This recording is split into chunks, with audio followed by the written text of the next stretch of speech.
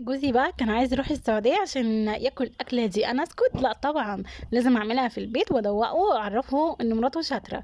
جبت هنا حلة على النار وحطيت فيها معلقة كبيرة من السمنة البلدي، ونزلت عليها كمان بمعلقتين كبار من الزيت، وبعد كده نزلت ببصلة متقطعة قطع كده صغيرة، وهبدأ بقى أشوح كده في البصلة وأقطعها.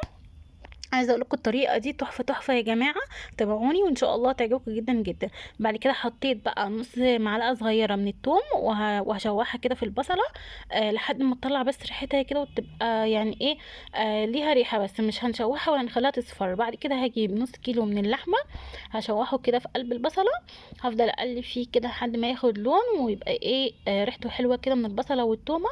افضلي قلبي قلبي لحد ما تشوح معاكي. لو لسه بتشوفوني اعملوا لي لايك واعملوا شير للطريقه بتاعتي، ان شاء الله تعجبكم. هي وصفه تحفه كلنا بنحبها يا جماعه، والسعوديه معروفه بيها يعني. تمام، هفضل اقلب بقى كده في اللحمه بالشكل ده. بعد كده هجيب التوابل بتاعتي، معلقه كبيره من الكركم، مع واحده ماجي، قرنفل، حبهان، واحده قرفه، واحده من اللومي. وهفضل اقلب اقلب، وطبعا مش هحط ملح دلوقتي لان اللحمه محتاجه سوا. اللحمه بتاعتي كبيره يا جماعه، تمام، فهسويها حبه حلوين كده في المرقه. تمام، بعد كده بعد ما تشوحوا ريحه التوابل، عايزه اقول لكم تحفه بصراحه، كانت قلب الدنيا. التوابل كانت حلوه قوي قوي قوي، وهتدي اللحم كمان طعم تحفة ولون تحفة تحفة تحفة يا جماعة. هنزل بقى كده بالمية، المية السخنة لازم تكون مية سخنة. تمام، مية بتغلي على اللحمة، وهقلب فيها واحط لها كمان دلوقتي فلفل اسود ناعم بالشكل دوت، وهقلبها وهطفي عليها بقى لحد ما تستوي. دلوقتي هقلبها اهوت كويس جدا، وبعد كده هقفل عليها بقى لحد ما تستوي. هنا بقى هعمل معاكو سلطه الدقوس اللي بتتاكل معاها. هنا معايا نص ربطه من البقدونس، معايا قرن فلفل حامي، معايا قرن فلفل رومي، معايا طماطميتين مقطعين 4/4، معايا كمان ربع معلقه من الثوم.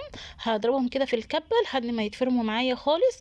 بعد كده هحطهم بقى في البوله، واحط عليهم عصره ليمونه ومعلقه كده من الخل، ومعلقه من الملح، ومعلقه من 7 بهارات، ومعلقه من الكمون. وهقلب اقلب اقلب كده كله مع بعضه بالشكل ده. عايزه اقول لكم طعمها تحفه وريحتها تحفه تحفه، وطبعا هي بتتاكل مع الاكله دي فبتبقى خطيره جدا. حطيت كمان معلقه من الزيت، وهقلبها واشيلها بقى فين؟ في التلاجة لحد ما اخلص الباقي. هنا هعمل معاكم العصير، هعمل صوبيا، هعمل كوبايتين كبار من اللبن، عليهم كوبايتين كبار كمان من الميه. الطريقة بتاعتي تحفة، وهحط كمان عليها نص كوباية من الزبادي. هنا الكوبايات ديت اللي انا عاملاها معاكم، برضه هتلاقي الطريقة بتاع الزبادي عندي على الصفحة. زبادي تحفة، بدخله بقى في اي اكل بنيجي نسحر بيه على السحور، بصراحة حلوة وفي كله بركة. هحط 3 معالق هنا من الستوبيا، وهضربهم بقى كويس جدا في الخلاط. اضربيه كويس جدا جدا، هيعمل معاكي فوم وطعم تحفة، ريحتها حلوة قوي، حلوة قوي. يا جماعة اعملوا لي لايك، وتنسوش اللايك والشير.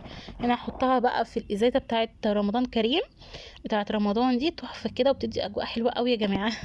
بعد كده بقى رجعت هنا للحمة، كانت خلاص استوت. احط عليها معلقة كبيرة كمان من الكركم عشان كنت حاسة ان اللون بتاعه راح شوية كده مع اللحمة. هنزل بقى بنص كيلو من الرز البسمتي.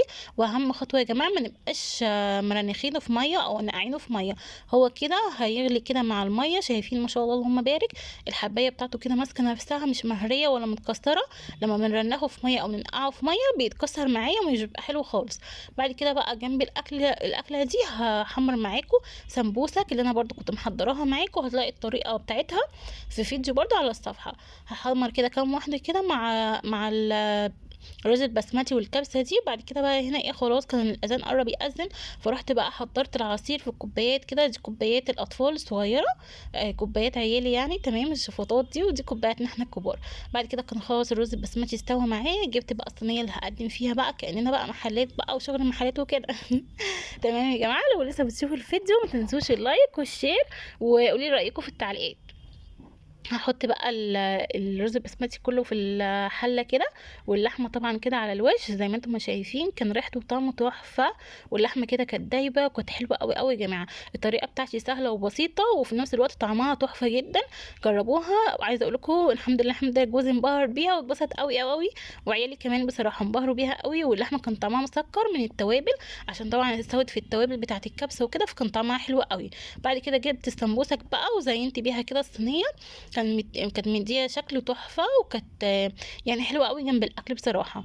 هنا بقى بوريكم كده اللحمه ازاي دايبه، بس اللي ساعدني بصراحه كانت دايبه ومستويه وحلوه قوي قوي. وكده كان بقى الاكل بتاعي. لو عجبكم الفيديو متنسوش لايك وشير، وتقولوا لي رايكم في التعليقات. كان معاكم اسماء جمال، مع السلامه.